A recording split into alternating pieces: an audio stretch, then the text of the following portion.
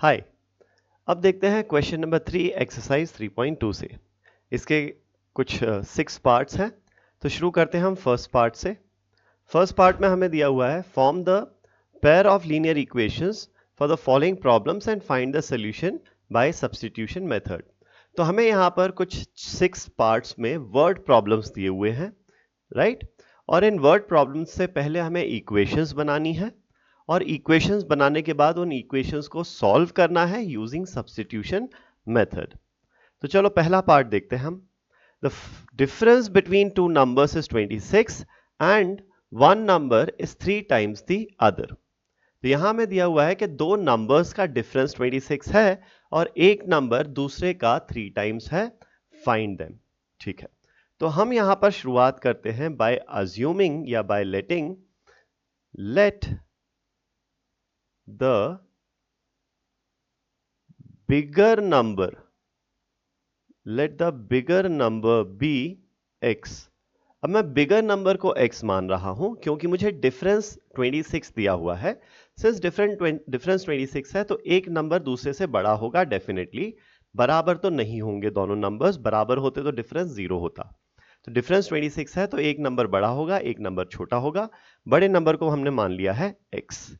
Similarly let the smaller number let the smaller number be y। छोटे वाले number को हम y मान लेते हैं। अब आपको यहां पर बोला हुआ है difference of the numbers is 26। इसका मतलब बड़े नंबर में से मैं छोटे नंबर को अगर सब्ट्रैक्ट करूं यानी कि x माइनस वाई करूं तो आंसर आएगा हमारे पास 26। ये हमारी हो जाती है फर्स्ट इक्वेशन। ठीक है, नेक्स्ट आपको दिया हुआ है क्या, one number is 3 times the other. एक नंबर दूसरे का 3 गुना है। अगर 3 गुना है तो ये वाला जो नंबर होगा ये बड़ा होगा या छोटा होगा? ऑब्वियसली ये बड़ा नंबर होगा। बड़ा नंबर जो है वो छोटे नंबर का 3 टाइम्स होना चाहिए। ठीक है, ये बोला हुआ है। तो यहां पर जो बड़ा नंबर है वो है x। तो यहां हम बोलेंगे x इज मतलब is equal to 3 times of the other number जो कि है y। इसको हम बोलते हैं सेकेंड इक्वेशन। ठीक है, अब हमें इन दो इक्वेशंस को सॉल्व करना है using substitution method.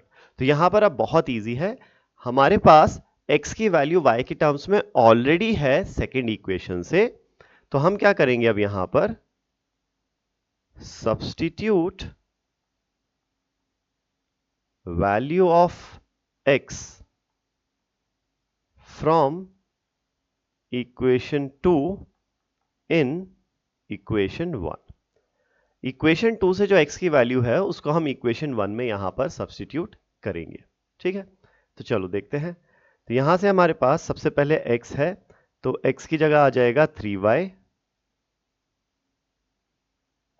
Minus Y as it is आ जाएगा इज इक्वल टू 26 आ जाएगा। ठीक है ना, तो 3y माइनस वाई हो जाएगा 2y यहां पर जो कि होगा 26 के बराबर। और यहां से हमारे पास 2 से डिवाइड कर दें दोनों तरफ तो y की वैल्यू आ जाएगी 26/2। 26/2 कितना हो जाएगा? 13 हो जाएगा। तो y की वैल्यू आ जाती है हमारे पास 13। अब y अगर 13 आ गया है तो यहां से अब हम बोल सकते हैं नाउ फ्रॉम इक्वेशन 1। अब इक्वेशन 1 में y की वैल्यू सब्स्टिट्यूट कर दें तो हमारे पास x की वैल्यू आ जाएगी। x is equal to 3 times of y जो कि है 13। 3 टाइम्स ऑफ 13 इज 39। ये हो गई हमारे पास x की वैल्यू। तो x की वैल्यू 39 आती है और y की वैल्यू आती है 13। और आप चाहो तो यू कैन वेरीफाई। क्या बोला हुआ है? दो नंबर्स का डिफरेंस 26 है। क्या इन दोनों का डिफरेंस 26 है? बिल्कुल है। 39 minus 13 is 26 and one number is thrice the other. 39 जो है वो 13 का डबल है। तो हमारा ये आंसर वेरीफाई भी हो जाता है। अब चलते हैं नेक्स्ट पार्ट पर। यहां पर हमें दिया हुआ है the larger of to supplementary angles exceeds the smaller by 18 degrees, find them. ठीक है, तो दो एंगल्स हैं, एक बड़ा है और एक छोटा है। तो let the larger angle be x degrees, ठीक है, डिग्रीज में हम अज्यूम कर लेते हैं इसको x degrees and let the smaller angle B, इसको हम मान लेते हैं y डिग्रीज, ठीक है, ये हो गया। अब आपको ये बोला हुआ है कि the larger of the two angles exceeds the smaller angle by 18 degree. पहली चीज मतलब जो डिफरेंस है दोनों एंगल्स में वो 18 डिग्रीज का है। तो larger angle minus smaller angle, ये जो डिफरेंस है ये है 18 डिग्रीज का। इसको हम बोल देते हैं फर्स्ट इक्वेशन। तो यहां पर तो एक ही इक्वेशन बन रही है, दो इक्वेशन कैसे बनेंगी? वेल, दूसरी इक्वेशन के लिए आप ये समझो क्या बोला है, ये सप्लीमेंट्री एंगल्स हैं। तो सप्लीमेंट्री एंगल्स का क्या मतलब होता है? हमें पता है दो एंगल सप्लीमेंट्री तब होते हैं जब उनका सम 180 डिग्री होता है। तो अगर x और y सप्लीमेंट्री एंगल्स हैं, इसका मतलब इनका जो सम है x प्लस y, ये कितना होना चाहिए? 180 डिग्रीज होना चाहिए। इसको मैं बोलता हूं सेकेंड इक्वेशन, ठीक है। चल, तो अब यहां पर from equation 1 I can rewrite the first equation. क्या कर सकते हैं यहां पर? y को राइट साइड में ले जा सकते हैं। तो यहां से आएगा हमारे पास x is equal to 18 plus y, ठीक है। इसको मैं बोलता हूं थर्ड इक्वेशन। और अब क्या करें? अब हम करते हैं substitution. Substitute x from the third equation in the second equation. ये जो मेरे पास x की वैल्यू आती है उसको हम सेकेंड इक्वेशन में सब्स्टिट्यूट करते हैं। तो x की जगह आ जाएगा 18 प्लस वाई, ये plus Y as it is आ जाएगा, इज इक्वल टू 180 डिग्रीज हो जाएगा, ठीक है। तो 18 जाएगा राइट साइड में, ये हो जाएगा 180 माइनस 18 और y प्लस वाई हो जाएगा 2y, ठीक है। तो हमारे पास यहां से आएगा 2y is equal to 180 minus 18 हो जाएगा 162, 2 से डिवाइड कर देते हैं, y की वैल्यू कितना आ जाएगी? 81 आ जाएगी। तो y की वैल्यू आ जाती है हमारे पास 81। और अब अगर आप देखो फ्रॉम इक्वेशन 3, इक्वेशन 3 से हम x की वैल्यू निकाल पाएंगे। x की वैल्यू क्या हो जाएगी? 18 प्लस y, 18 प्लस y, यहां पर y की वैल्यू कितना है? 81 है। तो ये हो जाएगा 99, x की वैल्यू आ गई 99। तो हमारे पास x आता है 99 और जो दूसरा एंगल है y है वो है 81। ये हमारे पास दो एंगल्स आ जाते हैं और आप वेरीफाई भी कर सकते हो कि इनकी वैल्यू सही है या नहीं। The larger of the two angle exceeds the smaller by 18 degree. जो बड़ा एंगल है वो छोटे से 18 डिग्री ज्यादा है क्या? बिल्कुल ज्यादा है। सिंस ये डिग्रीज है तो मैं यहां पर एक सिंबल लगा लेता हूं, तो इससे समझ में आ जाएगा ये डिग्रीज में है। फाइंड देम, और सप्लीमेंट्री एंगल्स तो है ही क्योंकि इनका जो सम है वो 180 डिग्रीज है। ओके, अब आगे बढ़ते हैं, चलते हैं हमारे थर्ड पार्ट पर। यहां पर आपको दिया हुआ है the coach of a cricket team buys 7 bats and 6 balls for 3800। Later she buys 3 bats and 5 balls for 1750। Find the cost of each bat and each ball. ठीक है, तो सिंस यहां पे थोड़ा सा कैलकुलेशन ज्यादा करना पड़ेगा, मैं इसको थोड़ा सा डिवाइड कर देता हूं पहले से ही। ठीक है, देखो सबसे पहले क्या दिया है? The coach of a cricket team buys 7 bats and 6 balls for 3800। हमें निकालना क्या है एंड में? Cost of each bat and each ball. एक बैट और एक बॉल की कॉस्ट निकालनी है, तो मैं अज्यूम कर लेता हूं एक बैट और एक बॉल की कॉस्ट क्या है। ठीक, चलो, तो let the cost of each bat be rupees, b तो बॉल भी बी हो जाएगा, नहीं इसको एक्स वाई ले लेते हैं, कोई बात नहीं। ठीक है, let the cost of each bat be x rupees and let the cost of each ball be y rupees। ठीक है, x और y हम इनकी कॉस्ट मान लेते हैं। अब आपको दिया हुआ है 7 बैट्स और 6 बॉल्स की कॉस्ट है 3800। ठीक है, तो इक्वेशन यहां से बनेगी हमारे पास 7, अच्छा एक बैट की अगर कॉस्ट x रुपीज है तो 7 बैट्स की कॉस्ट क्या होगी? 7x होगी। वहीं एक बॉल की कॉस्ट y रुपीज है तो 6 बॉल्स की कॉस्ट क्या होगी, 6y रुपीज होगी। तो ये जो टोटल कॉस्ट है ना, ये आपको कितना दी हुई है, 3800 दी हुई है। इसको हम बोल देते हैं फर्स्ट इक्वेशन। 7 बैट्स की कॉस्ट प्लस 6 बॉल्स की कॉस्ट मिलाकर है 3800। वहीं आपको दिया हुआ है लेटर शी बाइज 3 बैट्स। एक बैट की कॉस्ट अगर x है तो 3 बैट की कॉस्ट होगी 3x। एक बॉल की कॉस्ट अगर यहां पर y दी हुई है तो 5 बॉल्स की कॉस्ट होगी हमारे पास 5y। तो अब अगर 3 बैट और 5 बॉल खरीदता है कोच तो कॉस्टिंग कितना आती है, 1750। तो ये जो टोटल कॉस्ट है ये 1750 के बराबर होगी। इसको हम मान लेते हैं सेकेंड इक्वेशन। ठीक है, अब इसमें आपको सब्स्टिट्यूशन मेथड से क्या करना है, किसी भी एक इक्वेशन से x की वैल्यू फाइंड करके दूसरी इक्वेशन में सब्स्टिट्यूट करनी है। ठीक है, तो हम एक काम करते हैं, या y की वैल्यू सब्स्टिट्यूट करनी है। तो मैं क्या करूंगा, यहां पर सबसे पहले मैं ये देखूंगा कि x सब्स्टिट्यूट करें या y सब्स्टिट्यूट करें ताकि कैलकुलेशंस आसान हो। अब समझो यहां पर इस इक्वेशन में देखते हैं, अगर मुझे x की वैल्यू निकालनी होगी y के टर्म्स में तो मैं क्या करूंगा, 5y को इधर ले जाऊंगा और 3 से डिवाइड करूं। देखो वैसे आप कुछ भी कर सकते हो, लेकिन अगर आप कैलकुलेशंस में अच्छे हो तो आप किस तरीके से सोचोगे मैं वो बता रहा हूं। आप अगर x की वैल्यू फाइंड करने की कोशिश करोगे ना तो क्या करोगे आप x की वैल्यू के लिए, 3x इज इक्वल टू 1750, ये 5y राइट में जाएगा, माइनस 5y हो जाएगा, फिर 3 से डिवाइड कर दोगे। तो देखो 1750 3 से डिवाइड तो कंप्लीटली नहीं हो पाएगा, तो ये फ्रैक्शन में एज इट इज रह जाएगा। ठीक है, उसकी जगह अगर मैं y की वैल्यू निकालना चाहूं तो क्या होगा, 5y is equal to 1750 minus 3x हो जाएगा और फिर 5 से डिवाइड करोगे ये पूरी चीज। तो अब होगा क्या, ये 1750 जो है वो 5 से डिवाइड हो जाएगा, 1750 बाय 5 हो जाएगा 350 माइनस 3x बाय 5। तो थोड़ा सा तो सिंप्लीफाइड फॉर्म आया ही, ठीक है, पूरा ही फ्रैक्शन में ना होके ये तो इंटीजर बन ही गया। तो यहां से अब हम बोलते हैं फ्रॉम इक्वेशन 2। अच्छा, ये वाली चीज जो है ना वो फर्स्ट इक्वेशन में हो ही नहीं सकती। 3800 7 से डिवाइड नहीं होगा, 3800 6 से भी डिवाइड नहीं होगा, सिर्फ 1750 5 से डिवाइड होगा। तो मैंने सेकेंड इक्वेशन से क्या किया, from second equation I get y is equal to 1750 minus 3x by 5, जो कि सिंप्लीफाई होके मिलेगा मुझे 350 माइनस 3x बाय 5, ये मिल जाएगा। ठीक है, तो अब क्या करेंगे,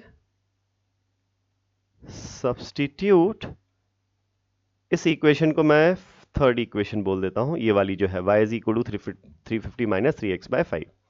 सो substitute y from 3 in equation 1।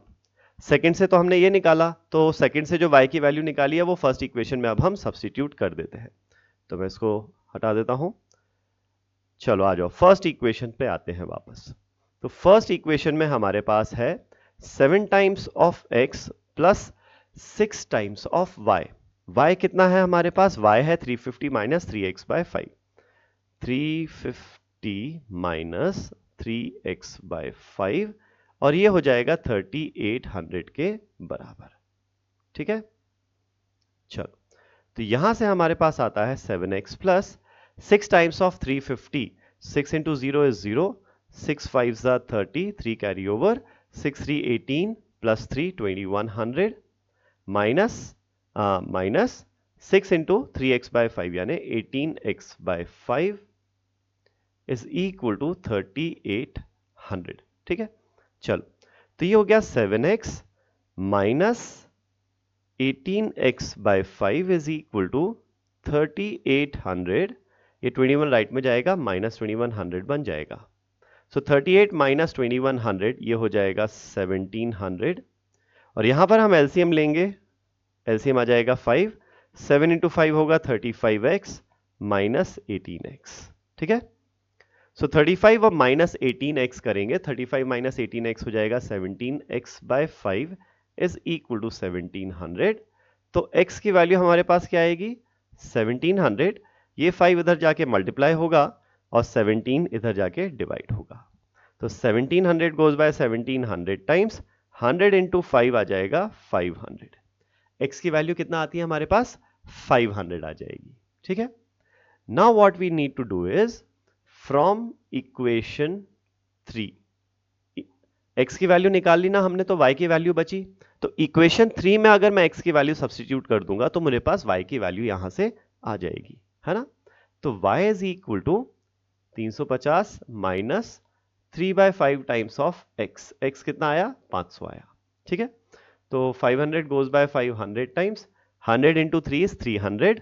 तो ये हो जाएगा आपके पास 350 माइनस 300 जो कि आ जाता है 50। तो y की वैल्यू हमारे पास यहां पर 50 आ जाती है। तो आपके पास यहां पर x comes out to be 500 and y comes out to be 50। ये हमारे सॉल्यूशन हो जाते हैं इस पर्टिकुलर इक्वेशन के। तो यहां से ये समझ में आता है कि एक बैट की कॉस्ट है 500 रुपीज और एक बॉल की कॉस्ट है 50 रुपए, ठीक है। नेक्स्ट पार्ट पर चलते हैं। हमें यहां दिया हुआ है the taxi charges in a city consist of fixed charge together with the charge for distance covered. For a distance of 10 kilometers the charge paid is rupees 105 and for a journey of 15 kilometers the charge paid is 155. What are the fixed charges and the charge per kilometer? How much does a person have to pay for traveling a distance of? बहुत बड़ा सा सवाल है। तो जब सवाल इतना बड़ा हो जाता है तो इसको हम ब्रेक करते हैं। हम एक एक लाइन को आराम से पढ़ते जाएंगे। The taxi charges in a city consist of a fix charge together with charge for a distance. ये हो गया, इतना पार्ट समझ लो पहले। जो टैक्सी का चार्ज है ना, कुछ तो फिक्स चार्ज लगना ही लगना है, भले ही आप उसमें कुछ भी डिस्टेंस ट्रैवल करो या नहीं करो। अगर आप टैक्सी में बैठ गए तो चार्ज लगना ही लगना है, ठीक है। बैठने के बाद जितना आप डिस्टेंस ट्रैवल करोगे उस हिसाब से एक ट्रैवलिंग चार्ज और लगेगा, ठीक है। डिस्टेंस का ट्रैवलिंग चार्ज और लगेगा।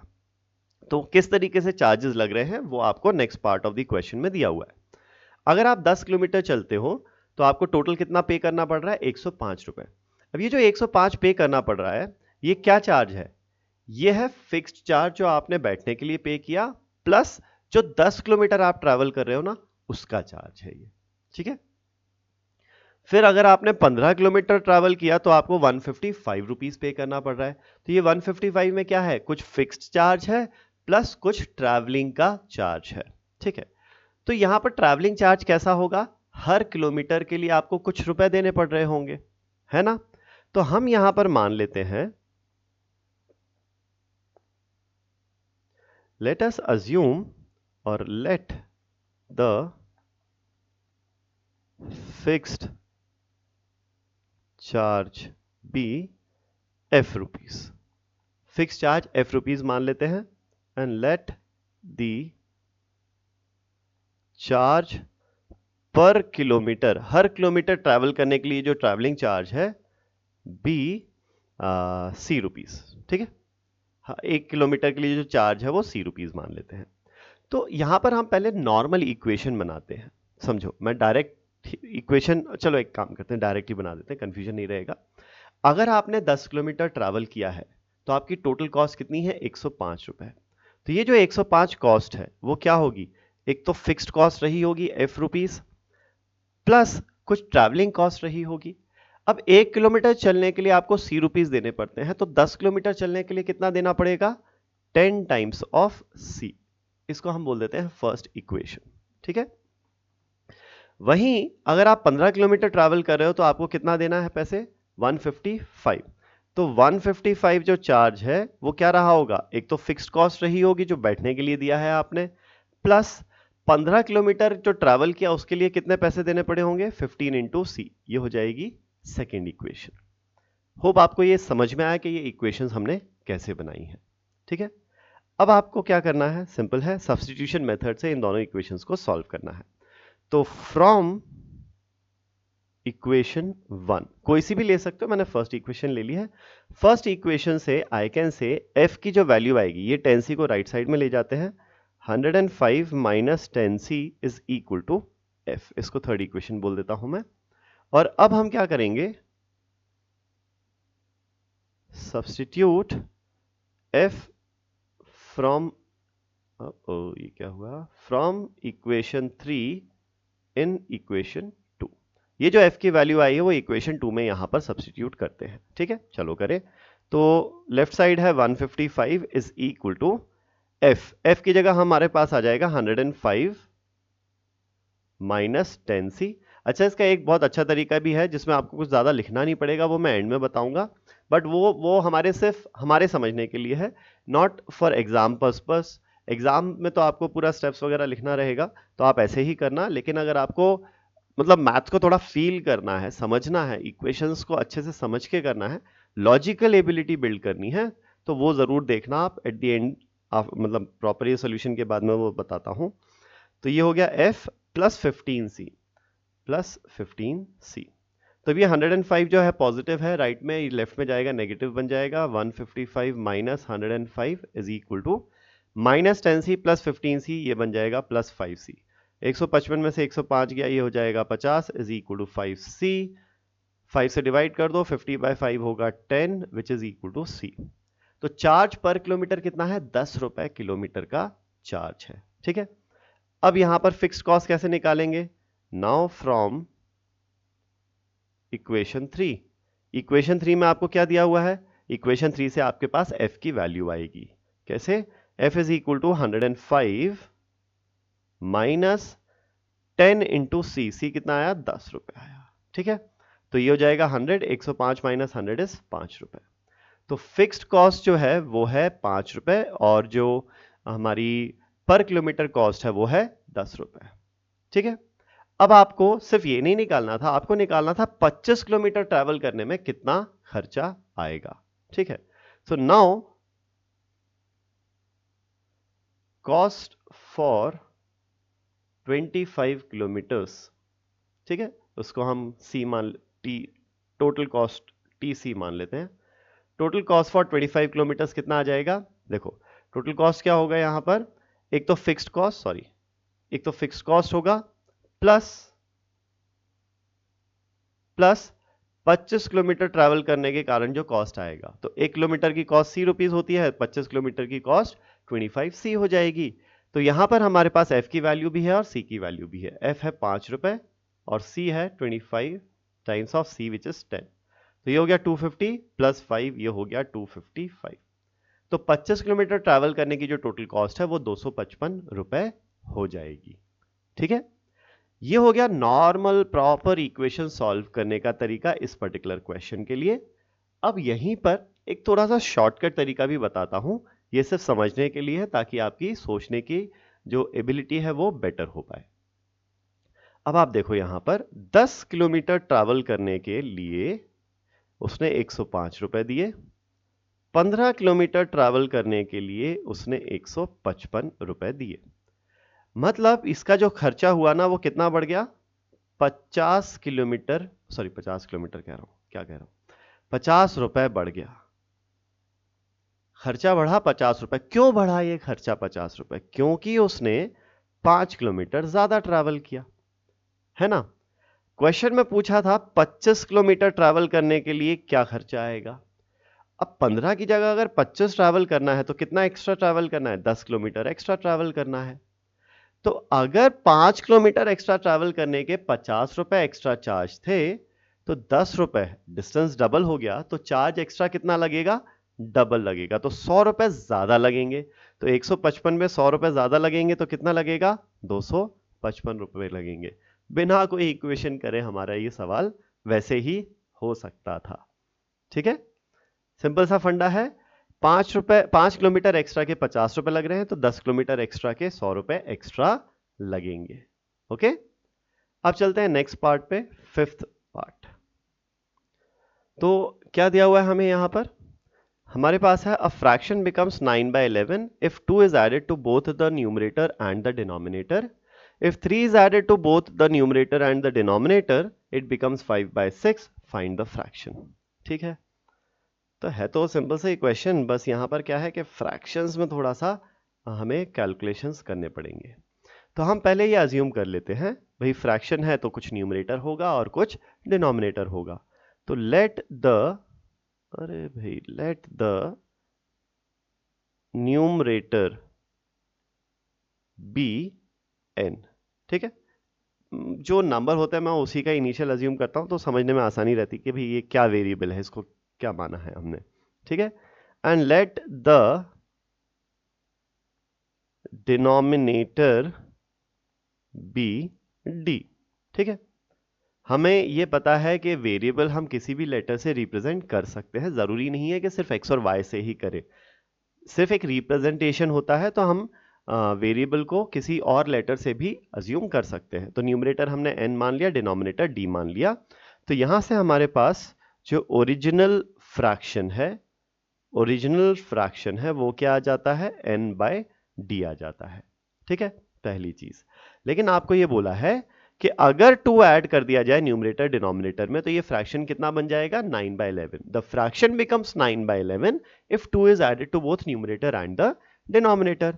तो भाई सिंपल सी बात है, न्यूमरेटर डिनोमिनेटर दोनों में 2 ऐड कर देते हैं। न्यूमरेटर में 2 ऐड करेंगे n+2 बनेगा, डिनोमिनेटर में 2 ऐड करेंगे d+2 बनेगा। तो ये जो न्यू फ्रैक्शन है, अब आफ्टर एडिंग 2, और इसको प्रॉपर्ली लिख देता हूं मैं, after adding 2 to numerator and denominator, ठीक है। तो ये n+2 हो जाएगा और ये हो जाएगा d+2। तो ये जो नया फ्रैक्शन है वो हो जाएगा 9/11, ठीक है। अब क्या करेंगे, हम क्रॉस मल्टीप्लाई करेंगे, तो यहां से हमारे पास आएगा n+2 इंटू 11 यानी 11 times of n+2 is equal to d+2 into 9 यानी कि 9 टाइम्स ऑफ d+2। सिंप्लीफाई कर लेते हैं इसको, 11n प्लस 22, 11 अंदर मल्टीप्लाई होगा इज इक्वल टू 9 अंदर मल्टीप्लाई होगा 9d प्लस 18। तो यहां से आएगा हमारे पास 11n, 18 को लेफ्ट में लाते हैं, 22 माइनस 18, 22 माइनस 18 बचेगा 4, 11n plus 4 is equal to 9d। इसको मैं बोलता हूं फर्स्ट इक्वेशन, ठीक है। अब इसके बाद ये बोला है कि 3 ऐड करें अगर न्यूमरेटर डिनोमिनेटर में, तो अब फ्रैक्शन जो है वो 5/6 बन जाता है। तो if 3 is added to numerator and denominator, तो अब मेरे पास क्या बनने चाहिए इक्वेशन, न्यूमरेटर ओरिजिनल फ्रैक्शन के न्यूमरेटर डिनोमिनेटर की ही बात कर रहा है वो, तो n+3 अपॉन d+3 ये हो जाएगा अब नया फ्रैक्शन। तो ये जो नया फ्रैक्शन है इसकी वैल्यू है 5/6। अगेन क्रॉस मल्टीप्लाई कर देते हैं, तो 6 टाइम्स ऑफ n+3 हो जाएगा 5 टाइम्स ऑफ d+3 यहां पर, ठीक है। तो ये हो जाएगा 6n plus 18 is equal to 5d plus 15, ठीक है। तो यहां से आएगा हमारे पास 6n, 18 माइनस 15, ये 15 लेफ्ट में आएगा, माइनस हो जाएगा, 18 माइनस 15 इज 3, 6n प्लस 3 की वैल्यू आ जाएगी 5d यहां पर, ठीक है। इसको हम बोलते हैं सेकेंड इक्वेशन। अब देखो आप यहां पर फ्रॉम इक्वेशन 1, इक्वेशन 1 से मैं क्या बोल सकता हूं कि d की वैल्यू क्या है, 11n प्लस 4/9, 11n प्लस 4/9 है, राइट। इसको मैं थर्ड इक्वेशन बोल देता हूं। तो अब हम क्या करेंगे, अब हम करेंगे substitute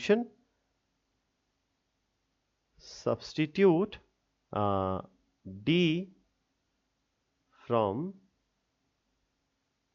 from third equation in your second equation.